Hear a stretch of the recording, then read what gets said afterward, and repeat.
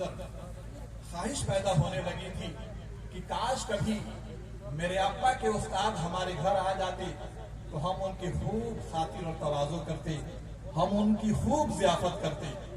ये इमाम शाफी की बच्चियों के अंदर अपने बाप के उस्ताद के सिलसिले में उनका ये जहन बन चुका था, चूंकि इतनी न तारीफ उन्होंने कर दिया था। अज़ीज़ान गिरामी, एक दिन हजरत इमाम अहमद इब्न हम्बल इमाम शाफी के घर तशरीफ लाते हैं। इमाम शाफी घर तशरीफ लाते हैं। इमाम शाफी ने जाकर के अपनी बच्चियों से कहा कि बच्चियों, आज हमारे घर हमारे उस्ताद मेहमान बनकर के तशरीफ लाए हुए हैं। जैसे ही इमाम शाफी की बच्चियों ने सुना, इमाम शाफी की बच्चियां खुशियों से फूले नहीं समा रही। एक अजब वश्त का आलम है, एक अजब फर्क और इनके साथ है। बच्चियां बहुत मगर खुश हो गई कि आज मेरे अब्बा के उस्ताद आए हुए हैं। इमाम शाफी की बच्चियों ने कहा कि आज हम लोगों को खाना बनाने का जितना भी आइटम हम लोगों को मालूम है, आज सबको हर तरह का डिश हमको तैयार करके अपने अब्बा के उस्ताद के दस्तरखान पर आज हमको पेश करना है।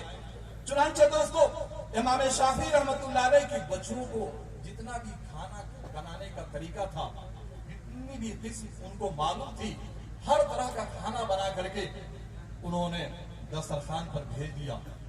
अज़ीज़ान गिरामी, इमाम शाफी की बच्चियों ने घर में कुछ भी नहीं रखा, जितना भी खाना बना था, वो रोटियां, सालन हो, सब्जी हो, जो कुछ भी हो, सबको उन्होंने दस्तरखान पर भेज दिया।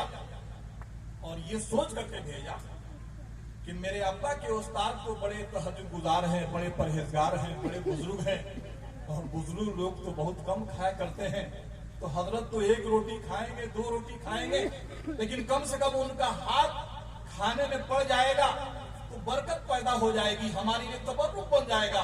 हमारे लिए वो जूठा, हम ऐसा जूठा होगा कि वो किसी आम आदमी का जूठा नहीं होगा, बल्कि हमारे बाप के, हमारे वालिद के उस्ताद जो बहुत बड़े बुजुर्ग हैं, बहुत बड़े मुत्तकी परहेजगार हैं, उनका जूठा अगर हमको मिल जाएगा खाने के लिए तो ये हमारी खुशकिस्मती होगी। चुनांचे दोस्तों, इमाम शाफी की बच्चियों ने तमाम खाना उठा करके भेज दिया दस्तरखान पर। हजरत इमाम अहमद इब्न हम्बल रहमतुल्लाह तआला अलैह ने जब खाना खाना शुरू किया दोस्तों, तो आप भी दंग रह जाइएगा कि इमाम अहमद इब्न हम्बल ने जब खाना शुरू किया दोस्तों, तो एक रोटी नहीं खाते हैं, दो रोटी नहीं खाते हैं, जितनी रोटियां थी तमाम रोटी खा गए, जितना सालन था तमाम सालन खा गए, जितनी रोटियां थी तमाम रोटी खा गए, और जितना सालन था तमाम सालन खा गए। अब ये मंजर जब इमाम शाफी ने देखा, कहा कि या अल्लाह, हमारे उस्ताद ने तो पूरा दस्तरखान ही साफ कर दिया। मैं तो अपनी बच्चियों में बहुत तारीफ करता था कि मेरे उस्ताद बहुत कम खुराक है, और हजरत ने तो पूरा दस्तरखान साफ कर दिया। अब हम घर में जाएंगे और जब मेरी बच्चियां देखेंगी तो कहेंगी कि अब्बा, आप तो कहते थे कि आपके उस्ताद बहुत कम खाते हैं, ये तो पूरा दस्तरखान उन्होंने साफ कर दिया। लेकिन अंदर ही अंदर हजरत इमाम शाफी रहमतुल्लाह अलैह बर्तन सब लेकर के घर में जाते हैं, और इमाम शाफी की बच्चियों के अंदर जो ख्वाहिश थी कि उनका जूठा आएगा, उनका जूठा खाना होगा, हम उसको खाएंगे, हमारे लिए तबर्रुक होगा, लेकिन उनके अरमान पर पानी फिर गया। सारा प्लेट साफ, कोई भी रोटी नहीं, कोई भी सालन नहीं। हज़रत गिरामी, उस वक्त इमाम शाफी की बच्चियों ने कुछ भी नहीं कहा अपने उनके उस्ताद के बारे में। जब खाना से फारिग हो गए, जब नमाज से फारिग हो गए, तो हजरत इमाम शाफी रहमतुल्लाह अलैह ने एक लोटा पानी रख दिया कि हुजूर, रात में जब आप उठेंगे, जब वजू करने की जरूरत पड़ेगी, तो ये लोटा में पानी है, आप वजू करेंगे। आज भले मामला खत्म हो गया हो, कुछ दिनों पहले मेरे दोस्तों, हमारे यहाँ भी कोई जब मेहमान आते थे तो एक लोटा पानी उनकी चरपाई के पास रखा जाता था कि रात में जरूरत पड़ सकती है। चुनांचे हज़रत गिरामी, मेरे दोस्तों, इमाम शाफी रहमतुल्लाह अलैह ने एक लोटा पानी रख दिया, और इमाम शाफी अपने हुजरे में चले गए और उस्ताद को हुजरा दे दिए। मुख्तसर मैं अर्ज करूं कि जब सुबह होती है तो इमाम शाफी ने क्या देखा कि वो लोटा जिसमें पानी भर करके उन्होंने रखा था, वो लोटे का पानी वैसे ही मौजूद, उस पानी को उन्होंने इस्तेमाल ही नहीं किया।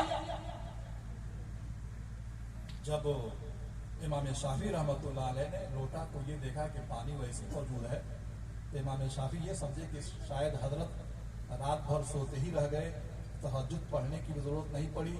अगर तहज्जुद के लिए उठे होते तो वजू किए होते, और जब वजू किए होते तो लोटे का पानी खर्च हो गया होता। खैर, दिल ही में रह गए।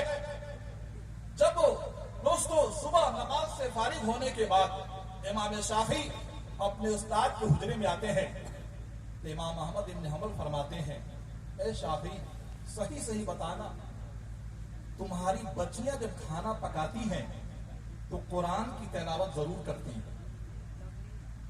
तुम्हारी बच्चियां जब खाना पकाती है तो कुरान की तिलावत जरूर करती है। इमाम शाफी ने कहा कि हुजूर, आपको मेरे घर के बारे में कैसे इल्म कि मेरी बच्चियां जब खाना बनाती हैं तो कुरान भी पढ़ती हैं, खाना भी तैयार होता है, कुरान भी पढ़ा जाता है। हुजूर, आपको इस बात का कैसे इल्म हुआ, आपको इस बात का कैसे ज्ञान हुआ कि मेरी बच्चियां कुरान पढ़कर खाना बनाती हैं?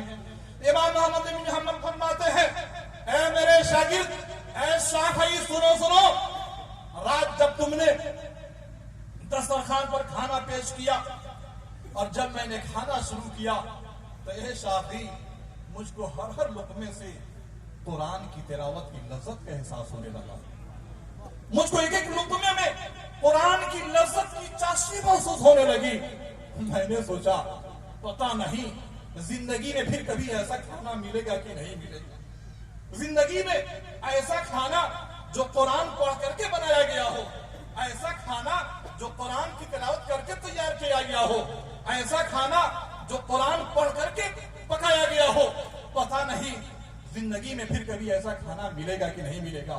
ऐ शाफी, यही सोच करके जितनी रोटियां थी मैं तमाम रोटी खा गया, और जितना सालन था मैं तमाम सालन खा गया। हर हर लुकमे से मुझे कुरान की तिलावत की लज्जत चाशनी भी मिली। जमाना आज भी कुरान ही से फैज पाएगा, जमाना आज भी कुरान ही से फैज पाएगा। मिटेगी जुल्मत शब और सेहर मुस्कुराएगा। करम फरमाई बढ़ती जा रही है, सितम आराई बढ़ती जा रही है। कलामुल्लाह जब से पढ़ रहा हूं मेरी बीनाई बढ़ती जा रही है। हज़रत गिरामी, ये पैगामे कुरान कॉन्फ्रेंस में आप आए हुए, बहुत मुबारकबाद के मुस्तहिक हैं आप। इस ठंडक के मौसम में हमारे मिरेलीपुर के मुसलमानों ने बड़ा अच्छा इंतजाम किया। इतना अच्छा इंतजाम, इतना अच्छा इंतजाम अभी कुछ दिनों पहले जंगलिया में हमारे लोटन बाबू ने कराया था। उसी का अक्स यहां मुझे नजर आ रहा है, उसी का अक्स यहां दिखाई दे रहा है। शानदार इंतजाम है, सब कुछ शानदार है। ये शानदार महफिल, ये शानदार लोग, ये अहले इल्म लोग। दोस्तों, कुरान अल्लाह की किताब है। कुरान ऐसी किताब है कि कुरान खुद ही कहता है कि हमको पढ़ करके बहुत सारे लोग हिदायत पा गए और हमको पढ़ करके बहुत लोग गुमराह हो गए। देखिए, कुरान पढ़ने के लिए इश्क़े रसूल का होना जरूरी है। बगैर हुब्बे नबी कुरान का पढ़ना इस तरह से है, बगैर हुब्बे नबी कुरान का पढ़ना इस तरह से है कि जैसे कोई अंधा उम्र भर तक आईना देखे। मेरे दोस्तों, कोई अंधा उम्र भर तक आईना देखता रह जाए तो क्या उसको आईना में चेहरा नजर आ सकता है? ऐसे ही कुरान पढ़ने के लिए मोहब्बत रसूल का होना जरूरी है। कुरान पढ़ने के लिए इश्क़ रसूल का होना जरूरी है। कुरान में सब कुछ है, कुरान में सब कुछ है। एक सहाबी का ऊंट गुम हो गया, एक सहाबी का ऊंट गुम हो गया तो दोस्तों वो सहाबी क्या किए? कुरान लेकर के बैठ गए, कुरान लेकर के बैठ गए। लोगों ने कहा, ये क्या हुआ?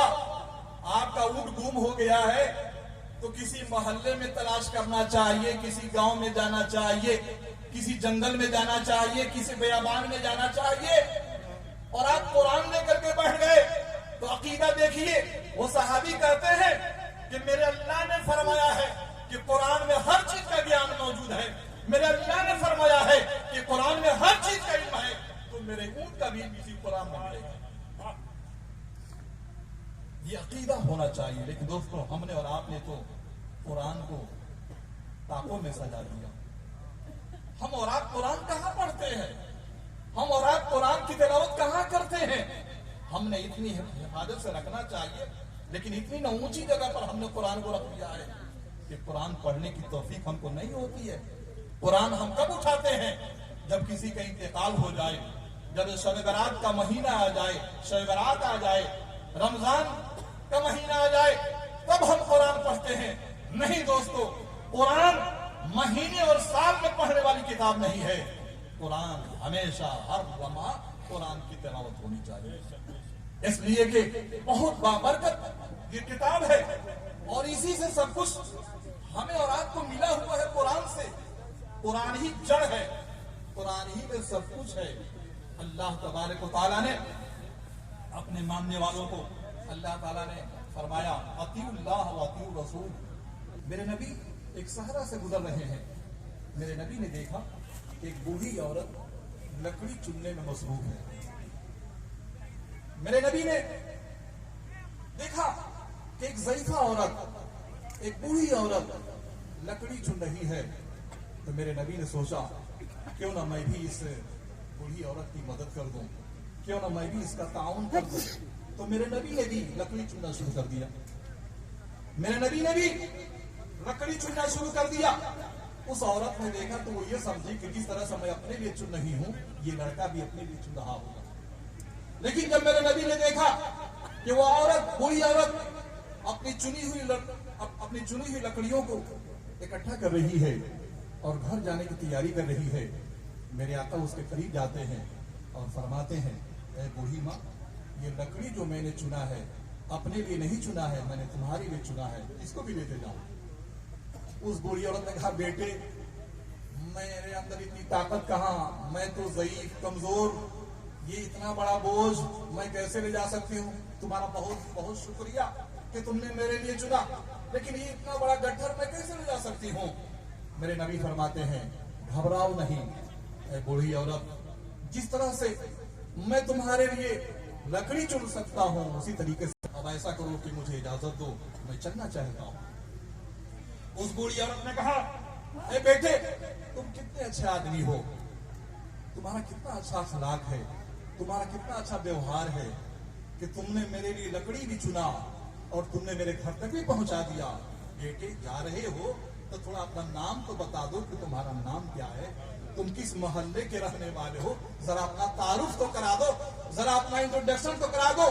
मेरे नबी फरमाते हैं, छोड़ो बूढ़ी माँ, नाम जानकर क्या करोगी, मैंने तुम्हारा काम कर दिया, इजाजत दो।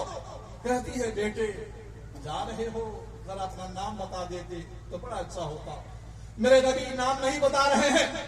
वो औरत समझती है कि शायद यह बेटा अपना नाम नहीं बताना चाह रहा था। कहती है, ठीक है बेटे, जा रहे हो तो जाओ, लेकिन चूंकि तुमने मेरे साथ बहुत बड़ा एहसान किया है, तुमने मेरे साथ बहुत अच्छा कैरेक्टर पेश किया है, तुमने मेरे साथ बहुत अच्छा किरदार पेश किया है, तुमने मेरी लकड़ी भी चुना और मेरे घर तक भी तुमने पहुंचा दिया।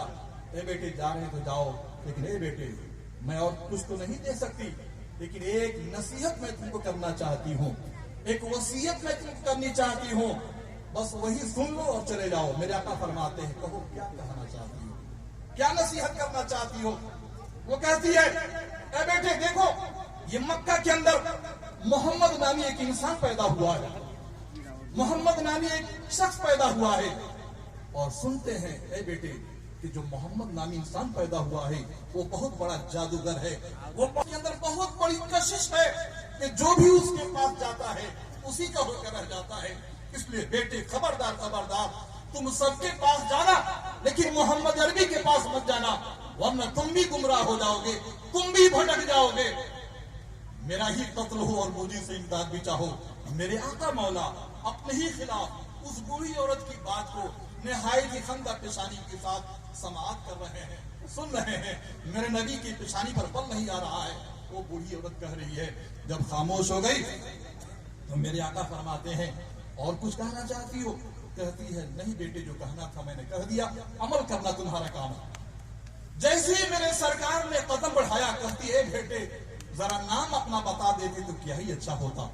मेरे आका फरमाते हैं, ए बूढ़ी माँ, मेरा नाम जानने के लिए तू बहुत देर से बेकरार है, मेरा नाम जानने के लिए तू बहुत देर से बेचैन है, बार बार मेरा नाम जानने के लिए तू तकाजा कर रही है, बार बार तू मेरा नाम जानना चाहती है। ए बूढ़ी माँ, मेरा नाम क्या है? अरे अभी अभी जिस मोहम्मद का तू नाम ले रही थी, वो मोहम्मद कोई और नहीं है, दुनिया मुझी को मोहम्मद कहती है। वो मोहम्मद कोई और नहीं है, दुनिया मुझी को मोहम्मद कहती है। दोस्तों, इतना सुनना था कि वो बूढ़ी औरत अब सुनती है कि यही मोहम्मद है, यही मोहम्मद अरबी है। ये सुनते ही जमीन कांप जाती है और जमीन के ऊपर उसका जिस्म कांप जाता है और जिस्म के अंदर उसका दिल कांप जाता है, और जब दिल कांप जाता है तो मेरे नबी के कदमों में गिर जाती है और पढ़ती है कलिमे तैयबा ला इलाहा इल्लल्लाहु मुहम्मदुर रसूलुल्लाह। ताहा तासीम भी कहता है और रऊफुर रहीम कहता है। उनके अखलाक को खुदा उनका खुद ही खुल्के अजीम कहता है। इसलिए दोस्तों, पैगामे कुरान कॉन्फ्रेंस में आने वाले दोस्तों तमाम के लिए, सबके लिए कुरान आम है। कुरान का मुताला किया जाए। आज कुरान के खिलाफ बहुत सारी तहरीकें चल रही हैं। कुरान जोड़ने की बात करता है, तोड़ने की बात नहीं करता है। दोस्तों, कुरान इंसानियत का दर्स देता है, कुरान मानवता का पैगाम देता है, कुरान उखुवत का दर्स देता है। इसलिए गुमराह होने की जरूरत नहीं है, कुरान से फायदा उठाइए। दोनों जहां में तुझे मतलूब का आराम है, दोनों जहां में तुझे मतलूब का आराम है। उनका दामन थाम लो जिनका मोहम्मद नाम है।